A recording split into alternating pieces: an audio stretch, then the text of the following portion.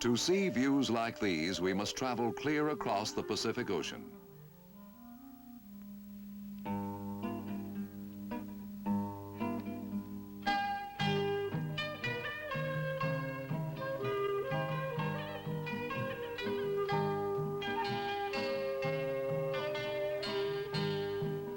We are traveling up the Saigon River, the old way of life blending with the new and modern.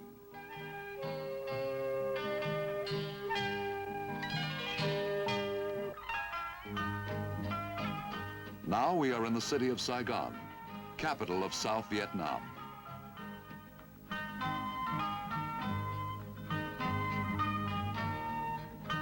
Everything is seemingly calm, outwardly inviting.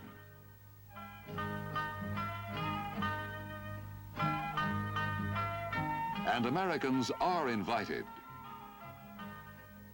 and welcomed. But this could happen to our welcome anywhere in the Pacific. However, we have the wherewithal to put out such fires.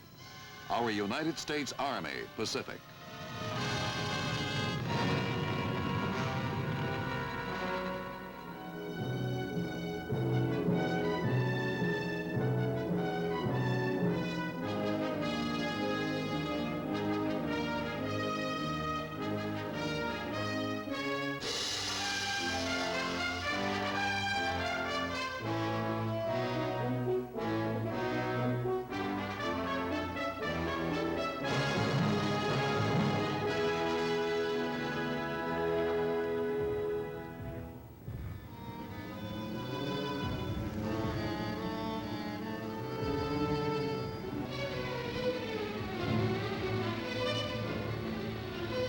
These waters run deep, but they are far from still.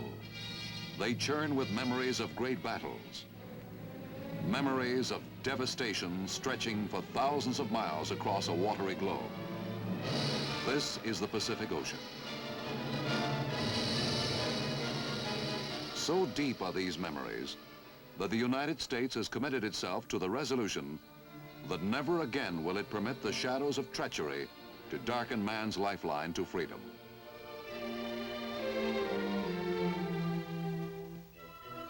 Symbol of Southeast Asia determination is to be found in Thailand, in the capital of Bangkok, headquarters of the Southeast Asia Treaty Organization, SEATO.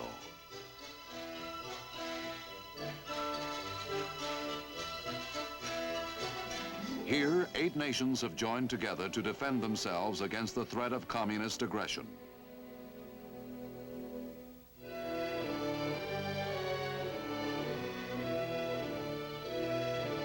The policy laid down by its members is a strong defense, but to meet force with force when necessary. Such a policy requires United States military support, and we are giving that.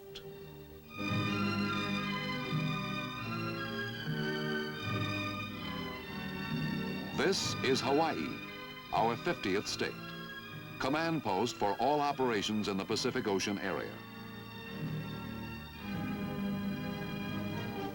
Base of operations for the Army is Fort Shafter, on the outskirts of Honolulu.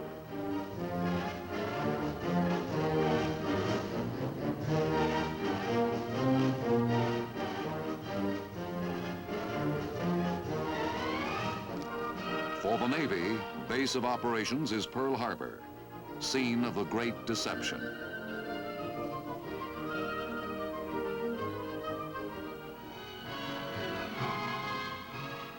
Hickam Field, base of operations for the Air Force.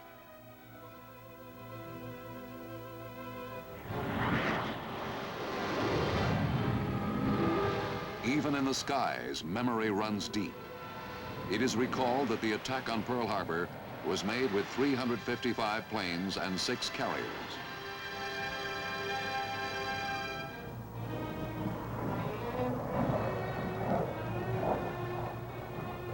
While the Pacific Command tells the story of our strength and determination, the United States Army, USARPAC, has its own story to tell. Personal contact with top military officials, as represented here by General Maxwell D. Taylor, emphasizes the responsibility of the United States Army Pacific.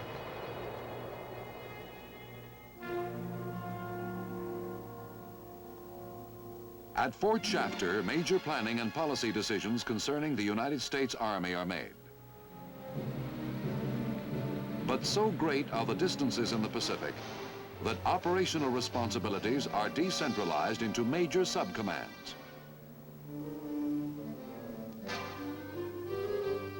These subcommands reach out across 12 million square miles of ocean, stretching from Hawaii to Japan, to Korea, Okinawa, Taiwan, the Philippines. Stationed at these crucial points are thousands of our soldiers, either with military missions in an advisory capacity or as combat troops, ready for any emergency. In Japan, our mission is to advise, to help build a strong military arm within the framework of the country's constitution.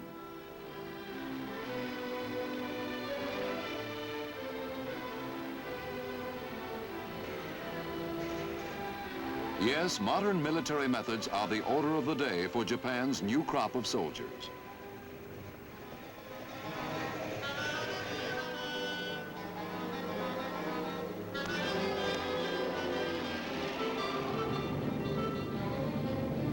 But there is in Japan today a growing awareness that freedom must be defended.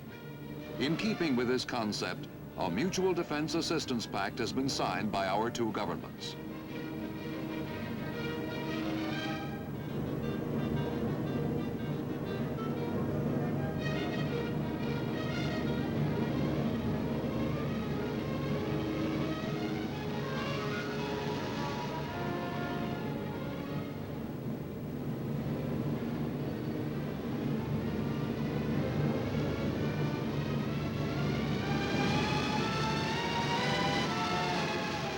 This joint United States-Japanese airborne exercise shows how an exchange of ideas, in this instance military ideas, can produce a mutual respect, a vital element in collective security.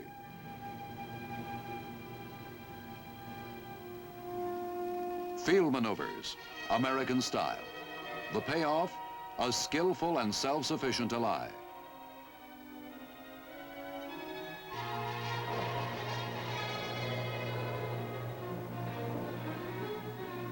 Off for winter maneuvers, also American style.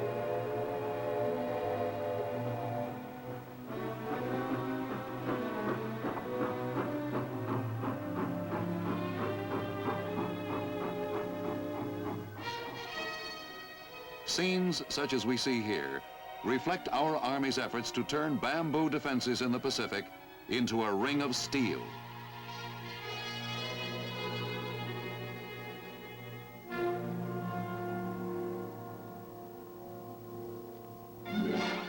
A giant step across the Sea of Japan to Korea is USARPAC's strong right arm, 8th U.S. Army.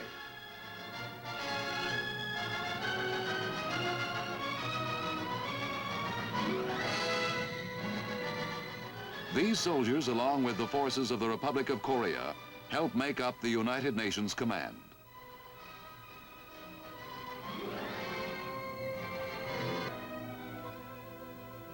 It is relatively quiet these days along the 135-mile demilitarized border separating South Korea from communist-held North Korea.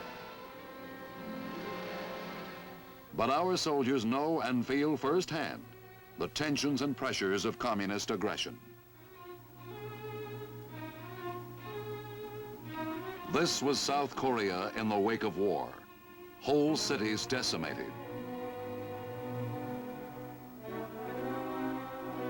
Korea, where memories of aggression are truly deep. Our Army helps to rebuild South Korea, restore it to hope for the future.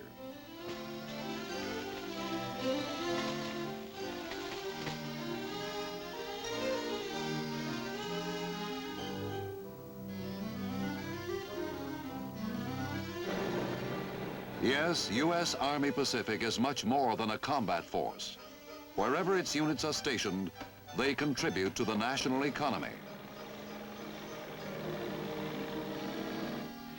and to the spirit of freedom.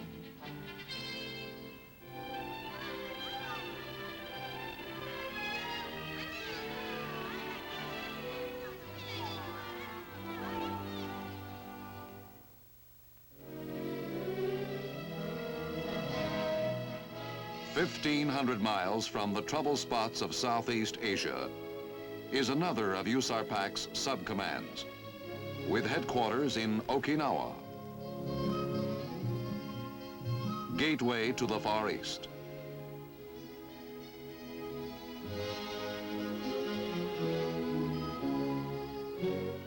Okinawa is one of our major bases in Asia.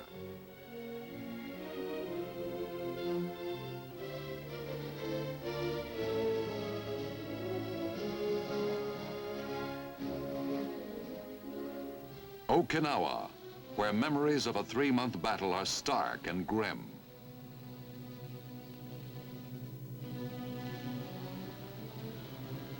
The toll of dead read 12,500 Americans. And a great news reporter.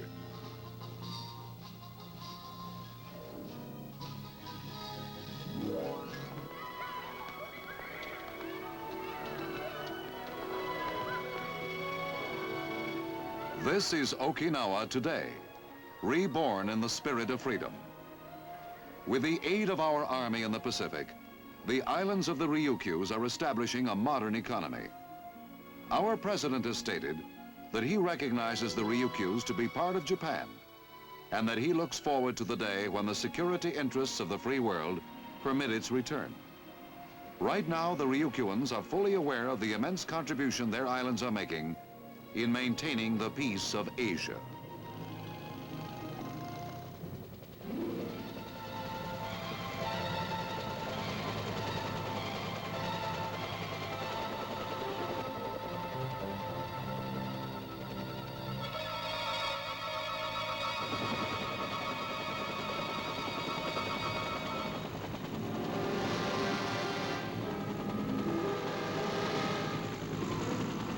Such is Okinawa's strategic location that an airborne operation can be launched without delay against an aggressor.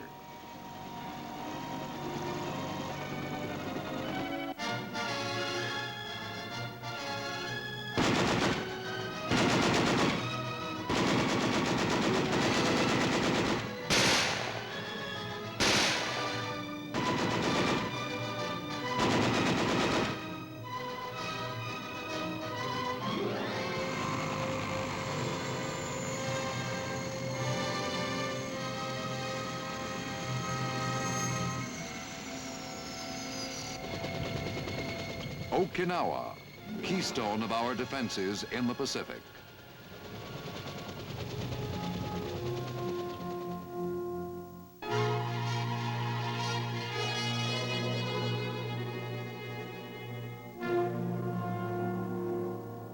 Over in Hawaii, almost at the very doorstep of USARPAC's headquarters, memories of aggression run deepest. But a comforting thought is the presence of the 25th Infantry Division, Tropic Lightning, a nickname that goes back to the Pacific campaigns in World War II, to the famed battles of Guadalcanal and New Georgia.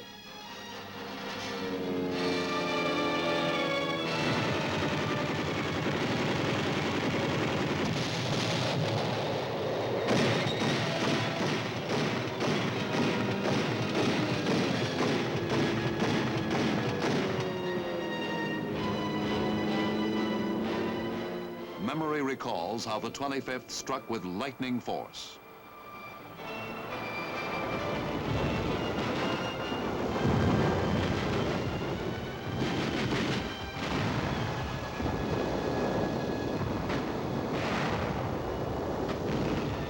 Talk about jungle warfare, it was hell, but they became experts.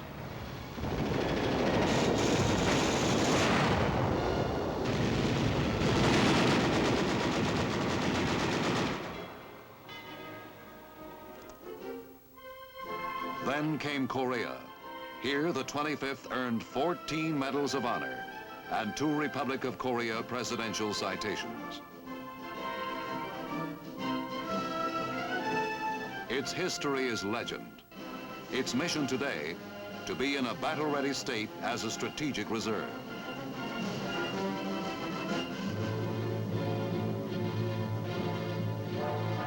The Pacific is a vast maneuver area for testing new battle concepts. This is Operation Hailstorm, a war game held early February 1962. Place, Korea.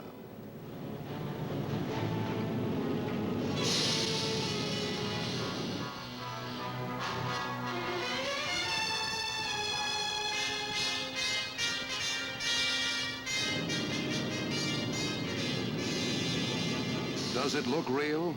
Well, it is real, except that the aggressor is make-believe. The exercise plan assumed that aggressor forces staged an attack against United Nations forces.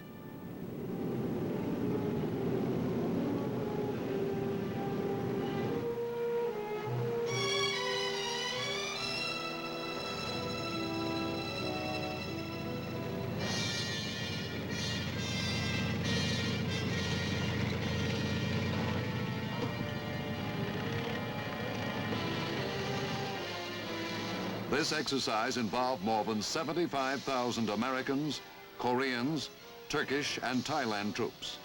Lasting 4 days, it was one of the largest maneuvers ever to take place in the Republic of Korea.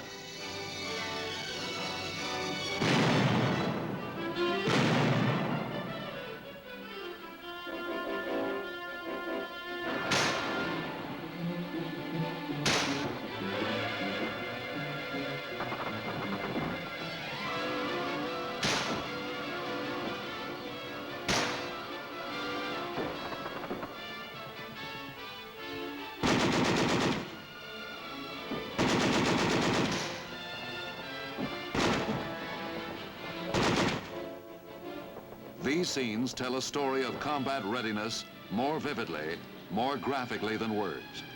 But a few words are appropriate. As elements of USARPAC's fighting units move through towns and villages today, there is no question of the United States' determination to meet force with force. And this gives comfort to those who recall the fateful period of the Korean conflict.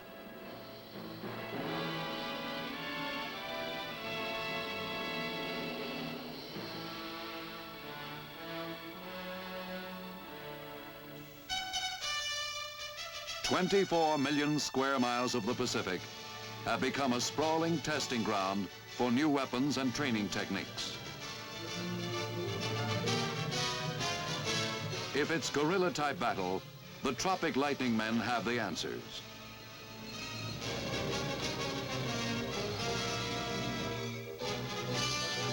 Remember Guadalcanal?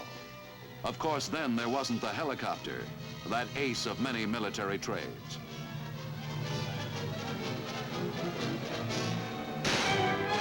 Training is rugged. Terrain is rugged. The type a soldier might encounter in fending off all types of brush fire war.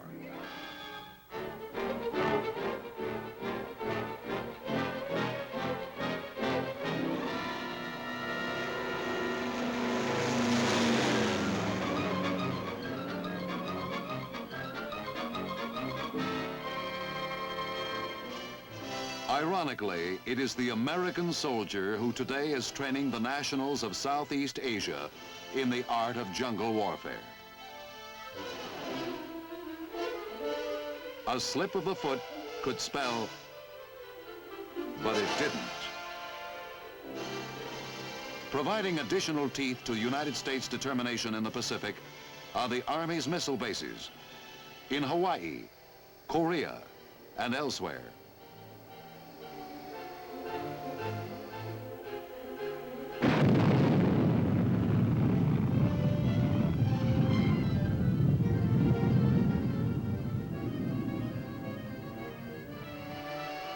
From such bases, USARPAC can hurl ground-to-air missiles equipped with nuclear warheads if necessary.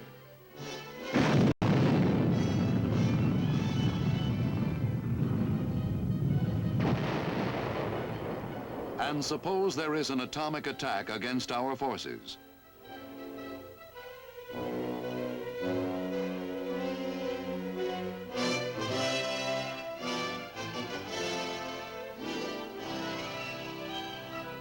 This exercise shows how medics are prepared to handle the wounded.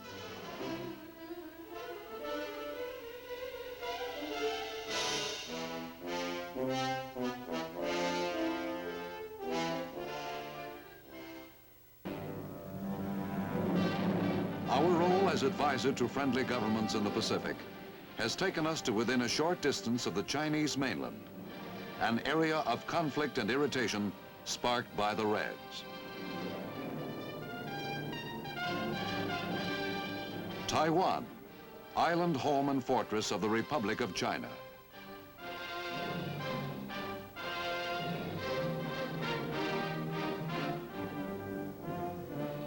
Many of the Chinese soldiers on Taiwan, officers and enlisted men, have received training in Korea, Okinawa, Hawaii, and the Philippines.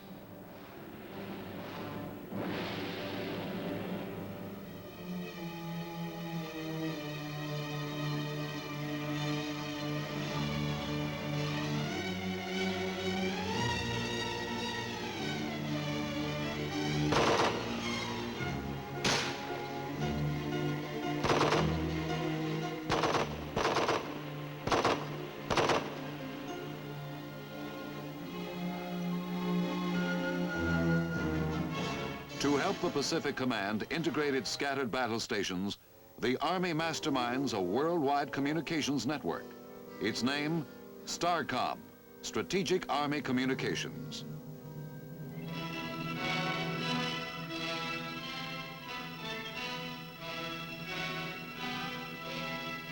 This Taiwan station is a $1.5 million operation.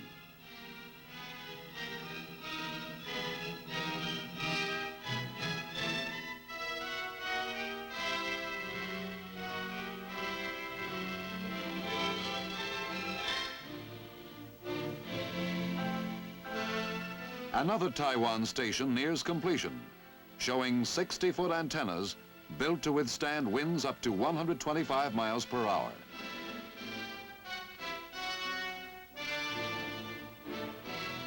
Wherever the Army goes, STARCOM goes along with it. It all adds up to one thing. Communications is a vital link in our Pacific lifeline.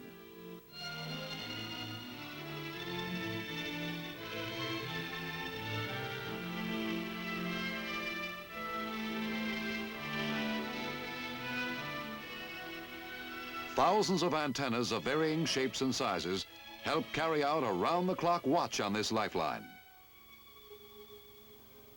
To have a military mission is one thing, to sustain it another. Part of our logistical mission is to provide our Pacific allies with facilities for the repair and rehabilitation of equipment.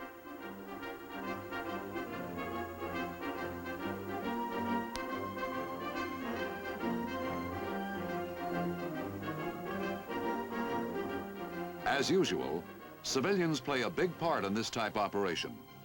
The Army in the Pacific employs approximately 100,000 civilians, of which 90% are foreign nationals. These are located principally in Japan, Okinawa, Korea, and Hawaii.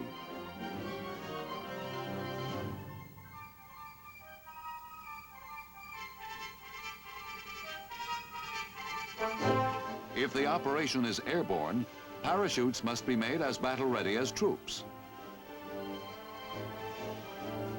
Supply is geared to USARPAC's demands. Destination, Republic of China. Thailand, Cambodia, Vietnam, Korea, the Philippines.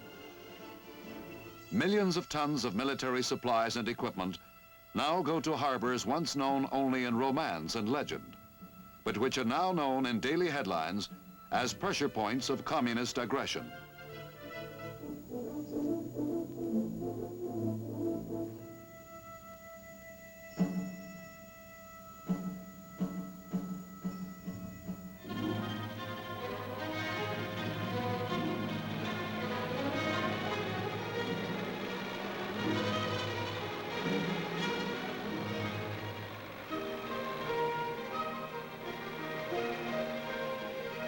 military hardware,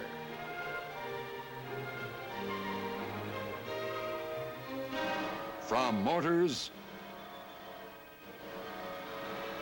to missiles, the means to survive and fight back.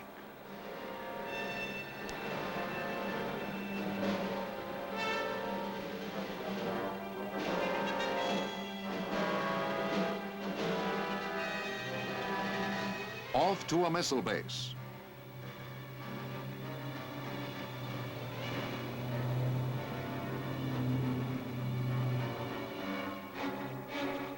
Delivery of supplies is often a monumental task. It's almost impossible to depend on conventional delivery systems, for routes of travel are dense jungle, steep ridges, roads that exist in name only.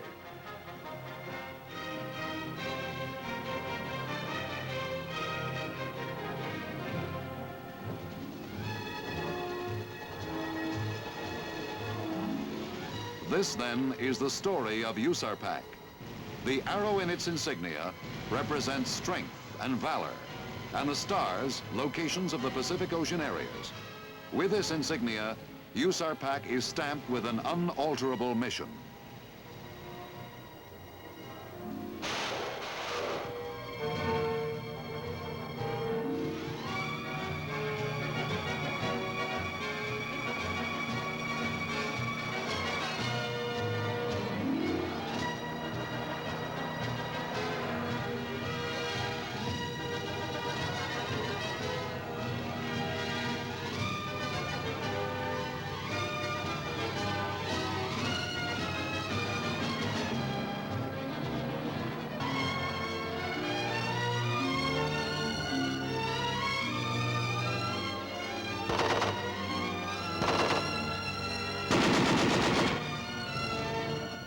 It is a strong army, a modern army. It knows it is here to stay, to focus an ever-watchful eye on the danger areas of the Pacific, to serve with its sister services and those of our allies, to preserve our lifeline.